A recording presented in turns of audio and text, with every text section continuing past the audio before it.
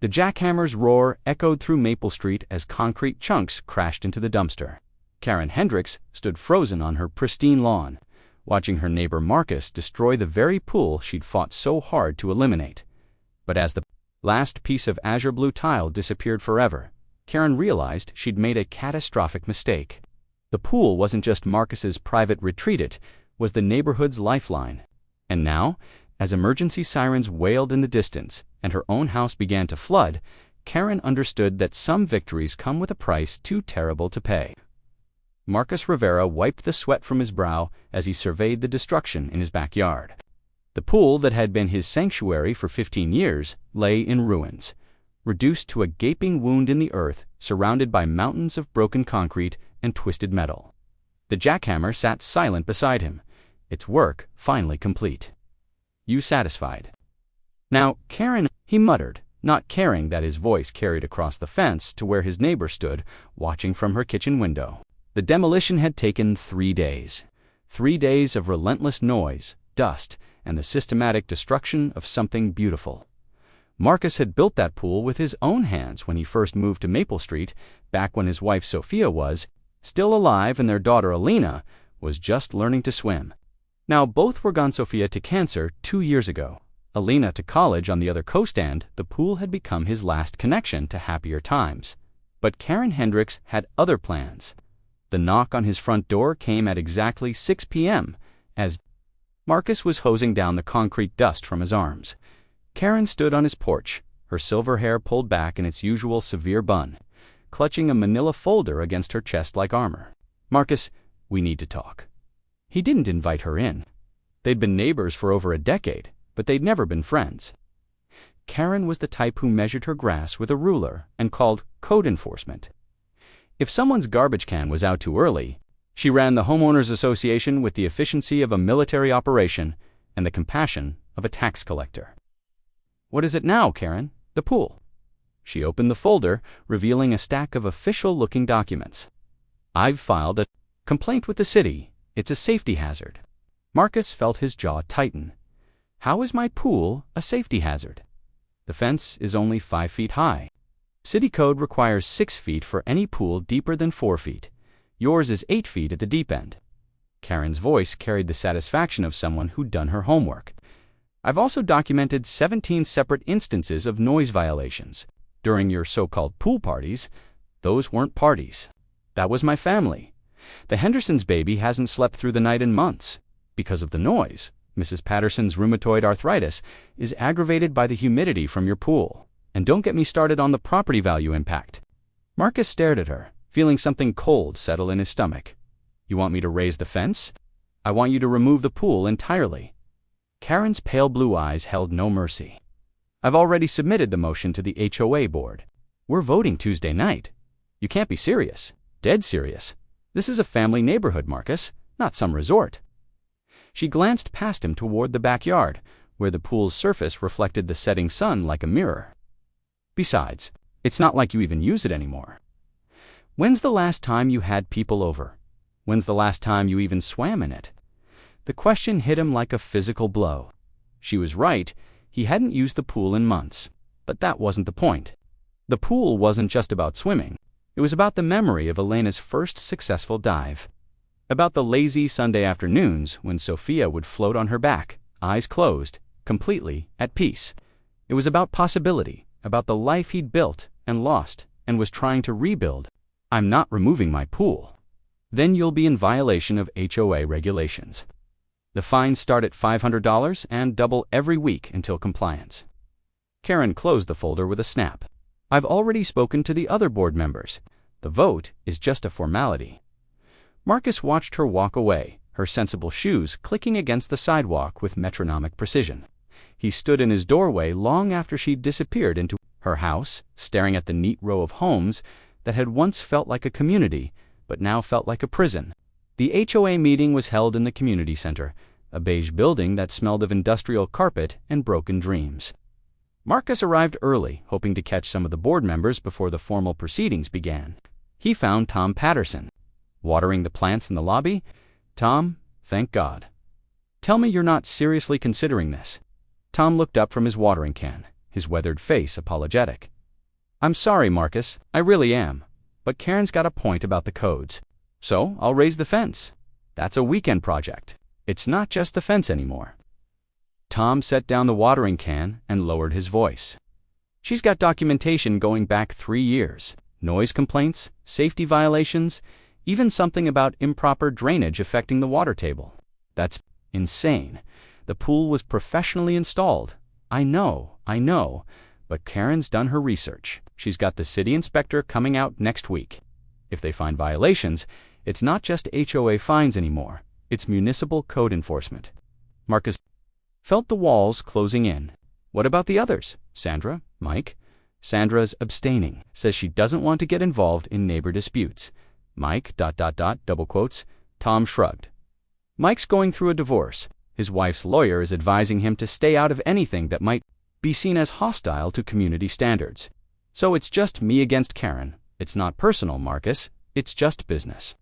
But when the meeting began, Marcus could see that it absolutely was personal. Karen had prepared a presentation, complete with photographs, city ordinances, and a petition signed by 11 neighbors.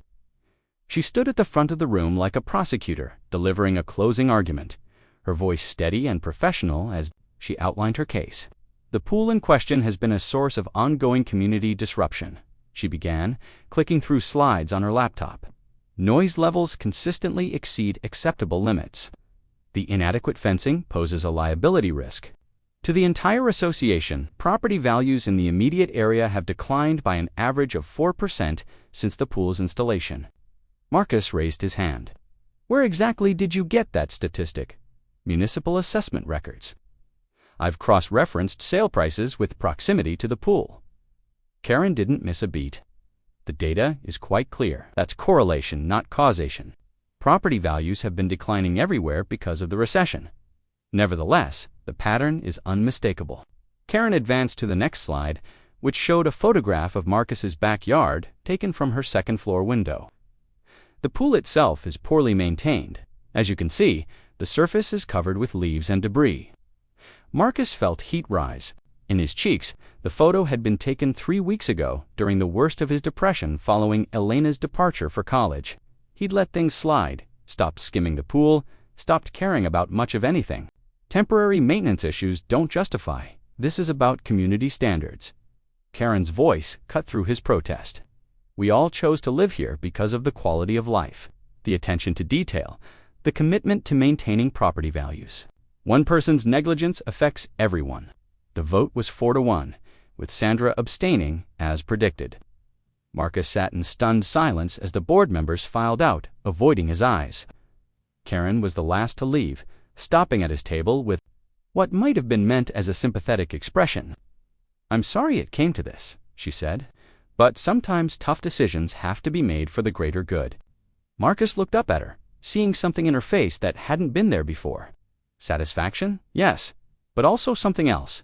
Loneliness, maybe, or regret masquerading as righteousness.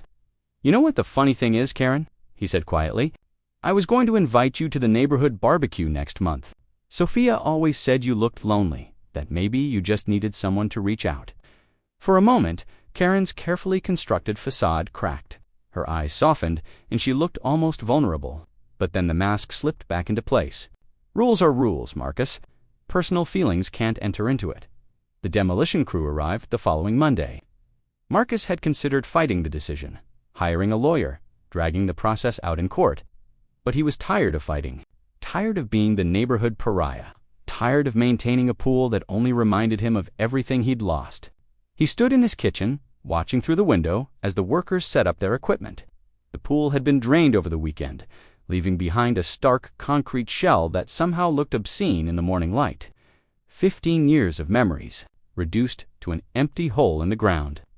Karen appeared in her backyard, ostensibly to water her prize-winning roses, but obviously to supervise the destruction. She'd been out there every morning since the crew arrived, a cup of coffee in one hand and a satisfied smile on her face. The first blow of the jackhammer sent vibrations through the entire house. Marcus felt it in his bones, in his teeth, in his heart. Each impact was like a small death, chipping away at the last physical reminder of his life with Sophia and Elena. By noon, The deep end was gone. By evening, the shallow end was history. The workers loaded the debris into. Marcus woke to the sound of his phone buzzing insistently on the nightstand. The digital clock read 3:47 a.m., and rain was drumming against his bedroom window with unusual intensity. He'd fallen asleep on the couch watching old home videos. His voice was thick with sleep and grief. "Marcus, thank God." It was Tom Patterson, and he sounded panicked.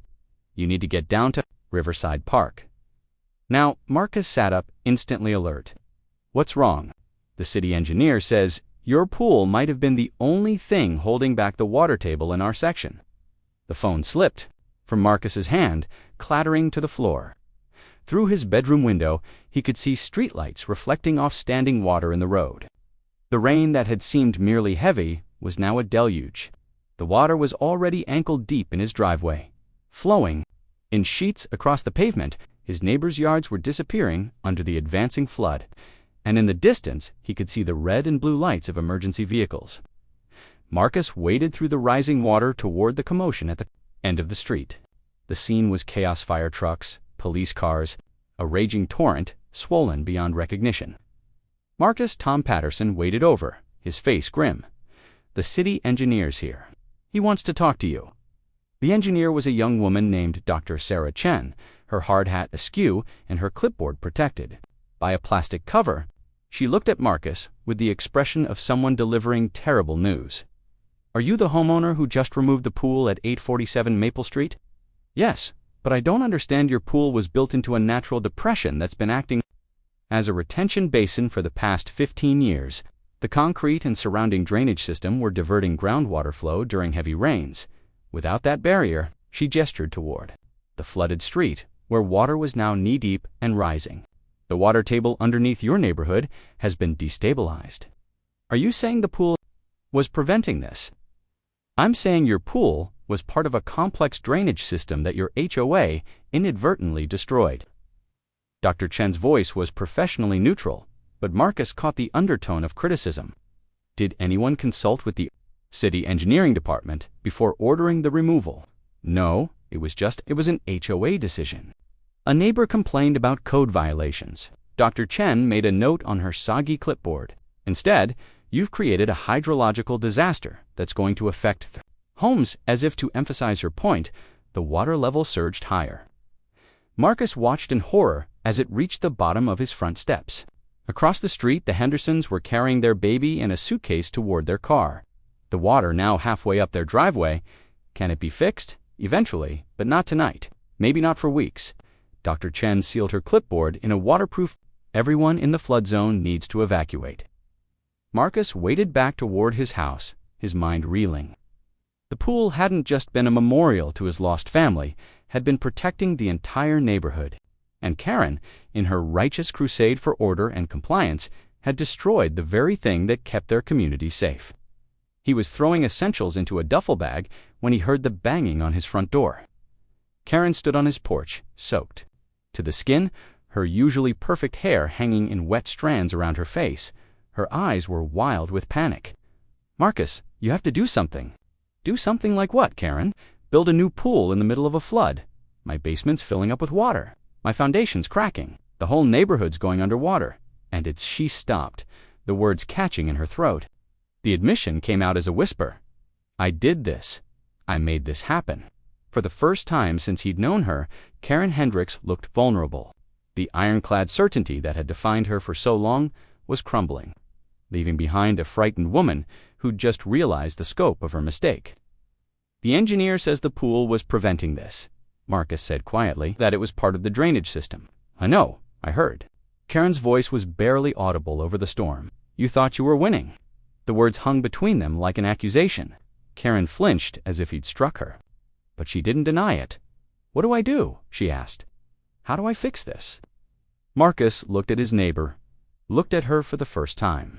Beneath a rigid exterior, she'd weaponized the rules because rules felt safe, predictable, controllable.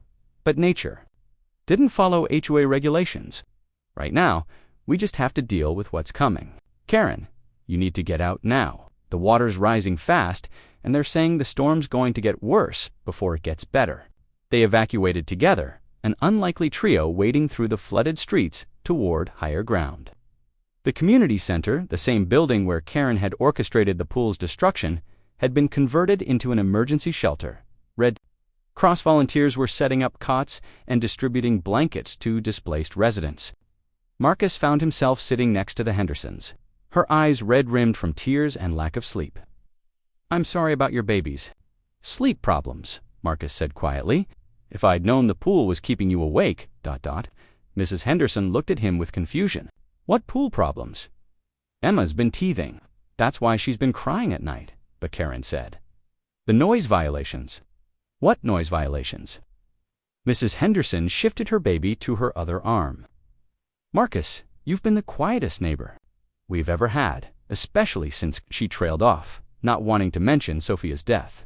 She'd built her case on fabrications, twisted minor inconveniences into major violations, turned neighborly concerns into weapons, all to justify her real motivation, the need to control, to dominate, to win." The shelter's TV was tuned to the local news, where a meteorologist was explaining the unprecedented nature of the storm. "Rainfall, totals approaching 6 inches. In just 4 hours, with more expected through the morning, the flooding in the Maple Street area appears to be exacerbated by recent changes to the local drainage infrastructure." Karen looked up at the television, her face pale. Other residents were beginning to piece together the connection between the pool removal and the flooding. Whispered conversations rippled through the shelter, and Marcus could see the dawning realization on people's faces. "Is it true?" Sandra Williams approached their corner of the shelter, her teenage daughter in tow. "Did the pool removal cause this?" Marcus didn't answer, but his silence was confirmation enough. Sandra's expression shifted from concern to anger. "We lost everything," she said, her voice rising. "Our basement's flooded, our cars are underwater, and it's because of some petty HOA dispute." Other residents began to gather, their voices joining Sandra. The mood in the shelter was shifting from shock to fury, and all eyes were turning toward Karen. "I didn't know," she said weakly. "I thought I was protecting the neighborhood, protecting us." Her grandmother's piano. "It wasn't about the pool," Karen protested. "Control," Marcus interrupted, standing up. "It was about you needing to win, no matter the cost." The shelter fell silent, except for the sound of rain hammering the roof. Karen looked around at the faces of her neighbor's people she'd lived next to 4 years, served on committees with, shared pleasantries with, at the mailbox. "I'm so sorry." But sorry wasn't going to restore Mrs. Henderson's family heirlooms, or fix the Pattersons' foundation, or bring back the irreplaceable memories floating in 37 flooded basements. Sorry wasn't going to undo the cascade of consequences that had started with a single vote. Outside, the storm continued its relentless assault, and somewhere, the morning sun revealed the true scope of the disaster. Marcus stood at the edge of what had once been Riverside Park, now a muddy lake stretching across 3 city blocks. The water had receded slightly overnight, leaving behind a landscape of devastation that looked like a war zone. His house sat on slightly higher ground, sparing it from the worst of the flooding, but the basement was still underwater. The backyard where his pool had been was now a crater filled with murky brown water, debris floating on its surface like accusations. A child's bicycle, a lawnmower, pieces of fencing, the detritus of 37 ruined lives. The insurance companies are going to have a field day with this one. Marcus turned to find Detective Ray Molina approaching, his uniform still damp from the previous night's evacuation efforts. Ray had been Marcus's friend since high school, one of the few people who'd stuck around through Sophia's illness and Elena's departure. "What do you mean, flood damage, Marcus?" "Most homeowners' policies don't cover it unless you have specific flood insurance, and even then," Ray gestured toward the crater. "When the cause of the flooding is human negligence, things get complicated." Marcus felt a chill that had nothing to do with the morning air. Negligence. The city engineer filed her preliminary report this morning. The pool removal destabilized the local water table, which contributed to the flooding. That makes it a man-made disaster, not a natural one. Ray's expression was grim. People are going to want someone to blame. And liability-wise, it's going to fall on whoever made the decision to remove the pool. That would be the HOA board. Karen Hendricks, specifically, she's the one who filed the complaint, led the campaign, called for the vote. Ray pulled out his phone and showed Marcus a news article. Channel 7 ran a story this morning. HOA President's Crusade leads to neighborhood disaster. It's already got 12,000 shares. Marcus read the headline with growing dread. The article painted Karen as a petty tyrant whose obsession with rules had backfired spectacularly. There were quotes from affected residents, photos of the damage, and a particularly damning interview with Dr. Chen explaining how the pool had been an integral part of the area's drainage system. "She's going to be crucified," Marcus said quietly. "She deserves it," Ray replied.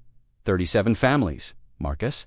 Millions of dollars in damage. And for what? Because she didn't like looking at your pool. Before Marcus could respond, a black sedan pulled up to the curb. A woman in an expensive suit got out, followed by a man with a camera. The woman approached with the predatory confidence of someone who smelled blood in the water. "Mr. Rivera, I'm Jennifer Walsh from Walsh & Associates. I represent several of your neighbors who've been affected by the flooding." She handed him a business card. "We're filing a class action lawsuit against the HOA and its board members. We'd like to interview you about the pool removal process." Marcus looked at the card, then at the camera pointed in his direction. "I don't think I should, Mr. Rivera. Our clients have suffered significant damages because of decisions made by your homeowners association. We understand you opposed the pool removal." "I did, but then you're a potential witness, not a defendant. Your testimony could help ensure that the responsible parties are held accountable." Marcus glanced at Ray, who nodded grimly. "Should talk to your own lawyer first," Ray advised. "But she's right, you're probably going to be called as a witness." Either way, as the lawyer and cameraman moved on to interview other residents, Marcus felt the weight of what was coming. This wasn't just about neighborhood drama anymore. It was about legal liability, financial ruin, and the complete destruction of a community that had taken decades to build.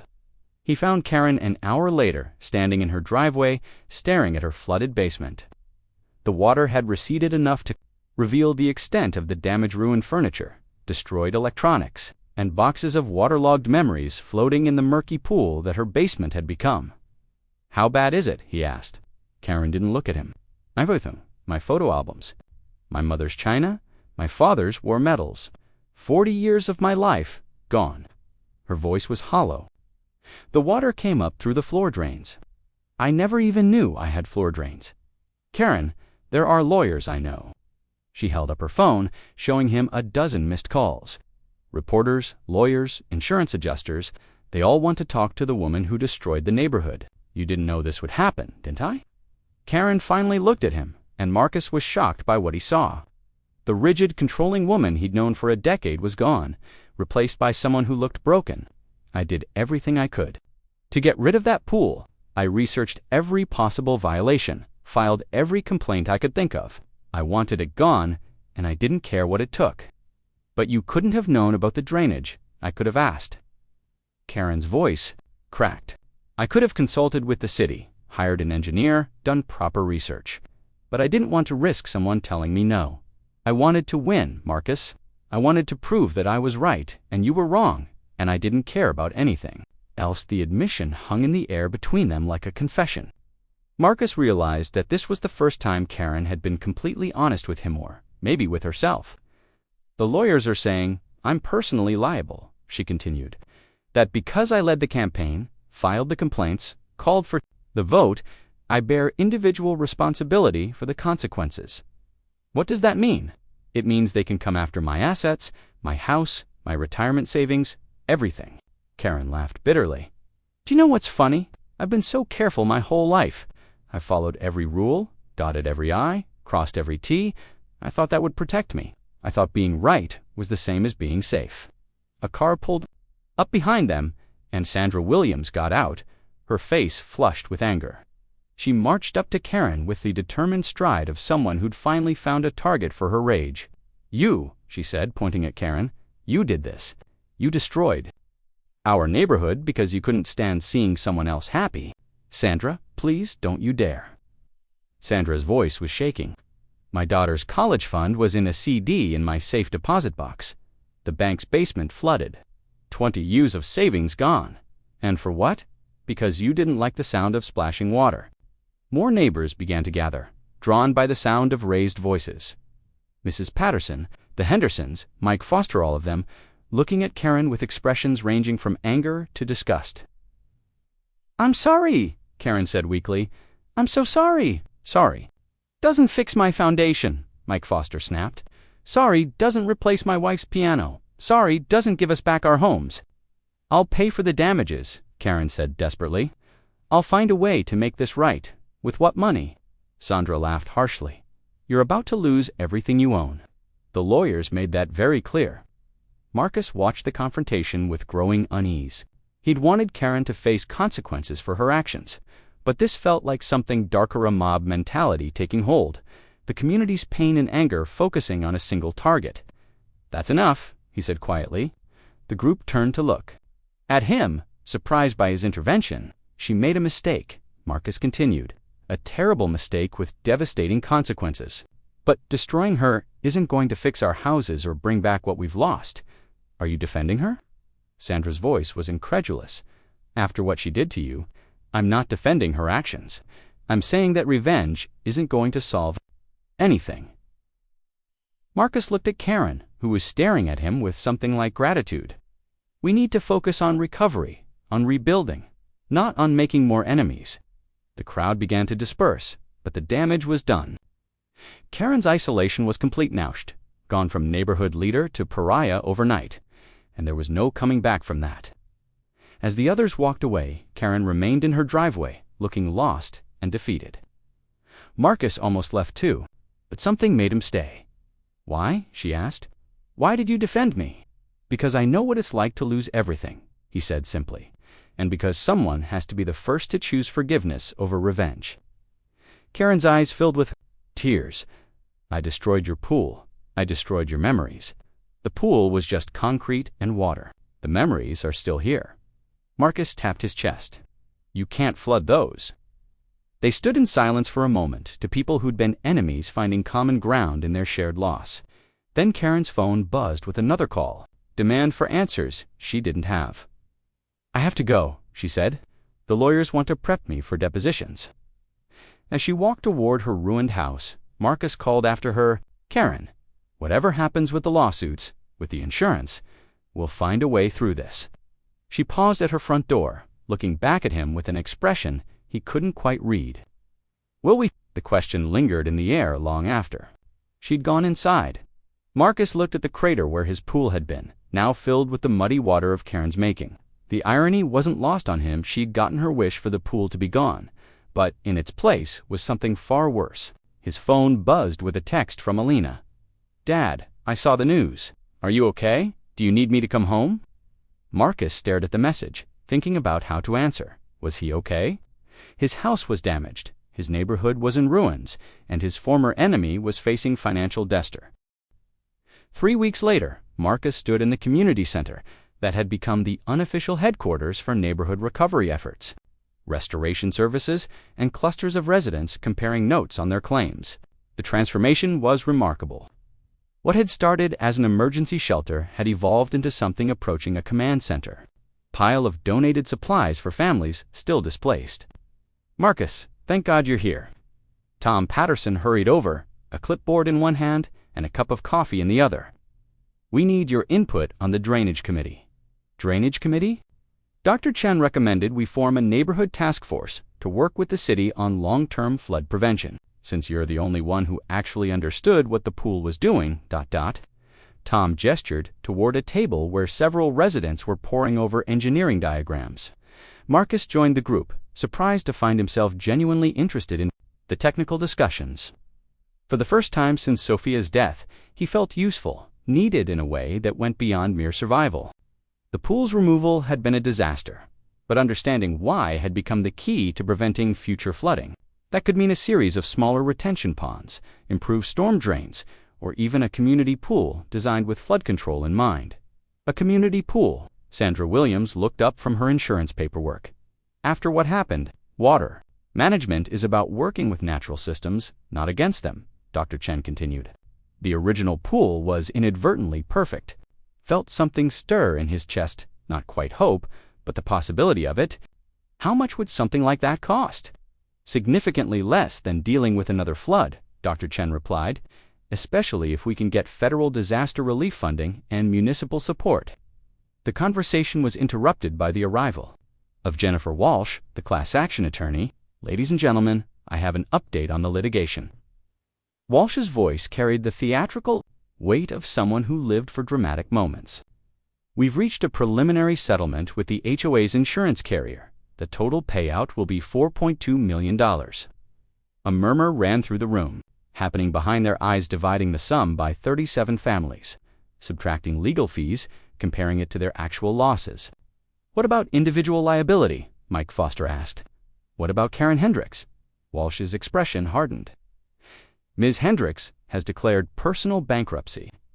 Her assets will be liquidated, but frankly, there's not much there. Her house is underwater on the mortgage, her retirement accounts are modest, and her legal fees have consumed most of her liquid savings. So she gets away with it. She's lost everything," Walsh replied. "Her home, her savings, her reputation." Marcus thought about Karen, whom he hadn't seen since their conversation in her driveway 3 weeks ago. He'd heard she was staying with her sister in another state, trying to rebuild her life from nothing. The woman who'd once controlled every aspect of their neighborhood now had no neighborhood to control. After the meeting, Marcus lingered to help stack chairs and clean up. The community center felt different at night, quieter, more reflective. "You know what's funny?" Tom said, as they walked to the parking lot. "This disaster has brought us together more than 15 years of HOA meetings ever did, where lights still burned in the windows and volunteer schedules covered the walls. Crisis has a way of clarifying what's actually important." "Do you think she meant for any of this to happen?" "Karen, I think she got so focused on winning that she forgot to ask whether she should." Tom nodded thoughtfully. "The settlement money's going to help, but it's not going to fix everything. Some things are just ... gone. Some things," Marcus agreed, "but not everything." Marcus was in his basement, sorting through water-damaged belongings, when the doorbell rang. He climbed the stairs to find Alina standing on his porch, her college backpack over her shoulder and tears in her eyes. "Dad, I'm so sorry. I should have come home sooner." Marcus pulled his daughter into a fierce hug, feeling a piece of his heart click back into place. "You're here now. That's what matters." Alina stepped back to look at the house, taking in the evidence of the flood, the water stains on the walls, the missing baseboards, the industrial fan still humming in the background. "How bad is it really?" "Bad enough, good enough, good enough." Marcus led her inside, where they'd set up a temporary living space on the main floor. The structure's sound and insurance is covering most of the repairs. Marcus felt the familiar pang of loss, but it was softer now, tempered by time and perspective. The pool's gone, something for the whole neighborhood. Alina examined the engineering diagrams he'd brought home from the meeting, her environmental science major giving her insight into the technical challenges. "This could actually work," she said after studying the plans. "Like the pool Mom and I used to swim in, but designed to protect everyone." The mention of Sophia brought a moment of quiet between them. Then Alina looked up with an expression Marcus recognized, the same determined look Sophia had worn when she'd decided to fight her cancer with everything she had. "Want to stay here and work on the recovery? These are our neighbors. And maybe it's time I stopped running away from the memories and started building new ones." Her fresh perspective and technical knowledge quickly impressed Dr. Chen, who invited her to join the planning team.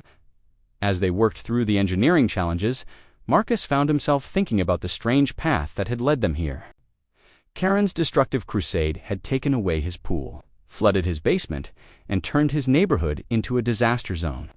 But it had also brought Alina home, created a stronger community, and opened the possibility of something better than what they'd lost. The irony wasn't lost on him. Karen's attempt to destroy his connection to the past had instead forced him to engage with the future. As the meeting wound down, Dr. Chen approached with a thoughtful expression. "Marcus, I've been thinking about the community pool concept. For it to work technically and politically, we'd need someone to champion it. Someone the neighborhood trusts, who understands both the emotional and practical aspects of what we're trying to build. You want me to lead the project? I want you to consider it. You've got the technical understanding now, the community's respect, and the next generation's support."